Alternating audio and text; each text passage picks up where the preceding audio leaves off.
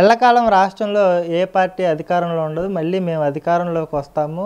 వచ్చిన తర్వాత ఎవరైతే ఇప్పుడు తప్పులకు పాల్పడ్డారో ఆ అధికారులందరినీ కూడా గుడ్డలోడ తీసి అంటే బట్టలోడ తీసి నిలబెడతామన్నట్టుగా కూడా నిన్న జగన్మోహన్ రెడ్డి గారు పోలీసులకైతే భారీగానే వార్నింగ్ అయితే ఇచ్చారు.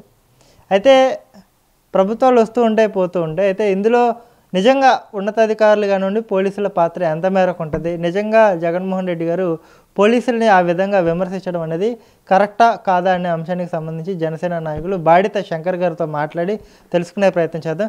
చెప్పండి శంకర్ గారు, అంటే పోలీసులు నిజంగా ఆ రేంజ్లో ఒక ముఖ్యమంత్రి స్థాయి అభ్యర్థి అంటే మాజీ ముఖ్యమంత్రి స్థాయి అభ్యర్థి ఆ విధంగా విమర్శ చేయడాన్ని మీరు ఎలా చూస్తారు? వారు జగన్ రెడ్డి గారు చెప్పింది 100% కరెక్ట్. ఎందుకు కరెక్ట్ అంటున్నానంటే పోలీసు వారే ఆయనకు బట్టలు ఉడదీసి లోపలేశారు. గతంలో మనం పర్యావరణం ఆయన మీద ఎన్ని కేసులు ఉన్నాయో ఎన్నిసార్లు వాళ్ళు గుడ్డలు ఊడదీసి లోపలేశారో వారికే తెలియాలి. ఎందుకు ఊడదీశారు? నువ్వు తప్పుడు పనులు చేసావు కాబట్టి పోలీసు వారు గుడ్డలు ఊడదీసి లోపలేసి 16 నెలలు జైల్లో పెట్టారు. నువ్వు తప్పు చేయకుండా గుడ్డలు ఊడదీయరు కదా, తప్పు చేస్తేనే గుడ్డలు ఊడదీస్తారు. అది కరెక్ట్గానే చెప్పారు ఆయన, దాంట్లో తప్పేం లేదు. అందుకని పోలీసు వారికి గుడ్డలు ఊడదీయడం మన వల్ల కాదు, మీకు గుడ్డలు ఊడదీయడం ఖాయం. అంటే పోలీసులు 3 సింహాలకు సెల్యూట్ చేయాలి తప్ప కూటమి నాయకులకు కాదు, టీడీపీ నాయకులకు కాదు అన్నట్టుగా కూడా చెప్తున్నారు. అయితే గతంలోకి ఒకసారి మనం వెళ్ళగలిగితే అసలు నిజంగా పోలీసులుగా పనిచేశారా, లేకపోతే ఒక పార్టీ కంటే అధికారానికి దాసోహం అయిపోయి గత గవర్నమెంట్ హయాంలో ఎలా పనిచేశారు? అప్పటికి ఇప్పటికి డిఫరెన్స్ అలాగే ఉందా, ఏమైనా చేంజ్ ఉందా అంటే మీరేం చెప్పుకొస్తారు?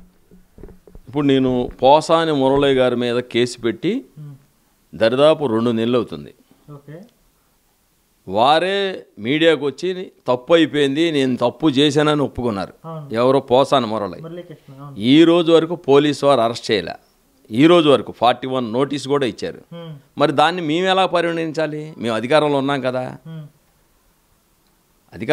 కదా, మరి మేము ఎలా తీసుకోవాలి దాన్ని? పోలీసు వారు ఎప్పుడు కూడా చట్ట ప్రకారం చట్టంగా వెళ్తారు తప్పితే వాళ్ళు వ్యక్తిగతంగా వెళ్ళరు. నువ్వు పోలీసు వారిని గత ప్రభుత్వంలో నీ సొంత మనుషులన్నట్టు వేసుకొని ఈ రాష్ట్రాన్ని అల్లకొల్లోలం చేసావు. రఘురామకృష్ణరాజు అనే ఒక పార్లమెంట్ అభ్యర్థి ఎంపీని కొట్టించావు. నువ్వు వాడుకున్నావు పోలీసుని. కూటమి ప్రభుత్వంలో చంద్రబాబు గారు కానీ పవన్ గారు కానీ మీరు ప్రజలకి న్యాయం చేయాలని చెప్పారే తప్పే నువ్వు వీళ్ళని వాడుకొని ఇప్పుడు వాళ్ళని గుడ్డలు ఓడదీస్తూ ఉంటారు. నీ గుడ్డలో నీ లీడర్స్ గుడ్డలు మీరు ఎక్కడ దాక్కున్నా సరే మీ గుడ్డలు ఓడదీయడం పోలీసు వారు ఖాయం. అంటే ఇదే అంశానికి సంబంధించి మాట్లాడుకుంటే జగన్మోహన్ రెడ్డి గారు ప్రతిపక్ష నేతగా ఉన్నప్పుడు వైజాగ్లో ఒక చిన్న కోడికత్తి ఇలా గీరుకుందని చెప్పేసి ఒక వ్యక్తిని అరెస్ట్ చేసి 6 సంవత్సరాల పాటు జైలులోనే నిర్బంధించారు. ఆ వ్యక్తి కోసం కనీసం వచ్చి మీరు సాక్ష్యం చెప్పండి అంటే కూడా ఏ రోజు కూడా ముందుకు రాని వ్యక్తి ఈ రోజున వైసీపీ నాయకులు అరెస్టులు అవ్వడం, జైల్లో ఉంటే వాళ్ళని వెళ్ళి పరామర్శించడానికి అంత సమయాన్ని వెచ్చించి అంత జన సమీకరణ చేస్తున్నాడే. మరి ఇదే కోడికత్తి సీని విషయంలో జగన్మోహన్ రెడ్డి గారు ఎందుకు తన యొక్క మానవత్వాన్ని ఎందుకు చాటుకోలేకపోయారు? ఎక్కడ విఫలం చెందారు?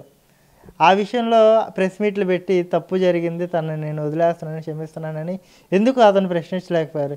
కేవలం ఇలాంటి నాయకుల పట్ల ఎందుకు సానుభూతి కనపరుస్తున్నారంటే మీరేం చెప్పుకొస్తారు? ఇప్పుడు అందుకే మాకు ఆయనకు 151 ఉన్నాయి, మా 11కు వచ్చినాయి. దేనికి? ఇట్లాంటి చట్టానికి వ్యతిరేకం పనులు చేయబట్టే 11 సీట్లు ఇచ్చారు ఆయనకి. చట్ట వ్యతిరేకం పనులేగా ఇవన్నీ. అందుకనే ఆయనకు 11 సీట్లు ఇచ్చారు. క్రిమినల్ మైండ్ దాన్ని వాడుకొని గతంలో ఉన్న ఆ రాజశేఖర్ రెడ్డి గారి చనిపోయారు కొడుకని వాడుకొని 150 సీట్లు తీసుకొని క్రిమినల్ మైండ్ చేసేటప్పటికే 11 సీట్లు జనం ఇచ్చారు. అంతేగాని ఆయన చట్టం మీద గౌరవం ఉంటే ఇట్లాంటి మాటలన్నీ వెనక్కి తీసుకోవాలి. ఫైనల్గా చెప్పండి, అంటే చంద్రబాబు నాయుడు సామాజిక వర్గానికి సంబంధించిన వల్లభనేని వంశీ కానివ్వండి, కొడాలి నాని కానివ్వండి, తలసిల్ల రఘురామ్ కానివ్వండి, వీళ్ళందరినీ కూడా టార్గెట్ చేసి అణగదొక్కే ప్రయత్నం కూటమి చేస్తుంది. వాళ్ళు ఎవరు కూడా నాయకులుగా ఎదగకూడదని చెప్పేసి ఈ ప్రయత్నం చేస్తుంది అన్నట్టుగా నిన్న జగన్మోహన్ రెడ్డి గారు ప్రెస్ మీట్లో ప్రస్తావించారు. దీని మీద మీ కామెంట్స్ ఏంటి? వల్లభనేని వంశీ మట్టి దోపిడీ 500 కోట్ల రూపాయలు. లింగయ్య చెరువు అని, రామలింగయ్య చెరువు ఏదో ఉంది అక్కడ గన్నవరం, దోపిడీ చేశాడు. 500 కోట్లు దోపిడీ. ఆ కాన్సెన్సీలో ఉన్న మట్టినంతా దోపిడీ చేశాడు. అసలు ఒక ప్రజాప్రతినిధి పుచ్చలపల్ల సుందరయ్య ఉన్న నియోజకవర్గం అది. ఆయన 2-3 సార్లు పర్యాయం గెలిచాడు ఆయన. అట్లాంటి నియోజకవర్గాన్ని మట్టి దోపిడీ చేసి 100 కోట్లు నీ వెనకేసుకొని ఇప్పుడు అడిగితే నీ మీద కేసు పెడితే తప్ప? ఇది ఎక్కడ న్యాయం?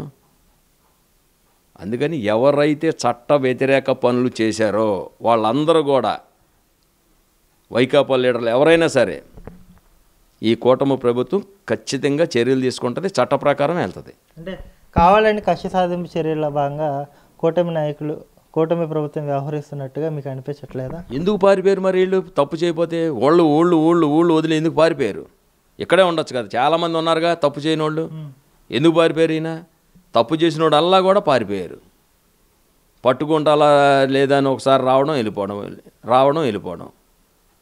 చట్ట వ్యతిరేక పనులు చేశారు కాబట్టి వాళ్ళకి ఖచ్చితంగా పోలీసు వారు వీరు చెప్పిన జగన్ రెడ్డి గారు ఏదైతే చెప్పారో మీ అందరూ గుడ్డలు ఓడదీసి లోపలేస్తారు. కొడాలి నాని కూడా కటకటాల్లోకి వెళ్ళే అవకాశం ఉందంటారా?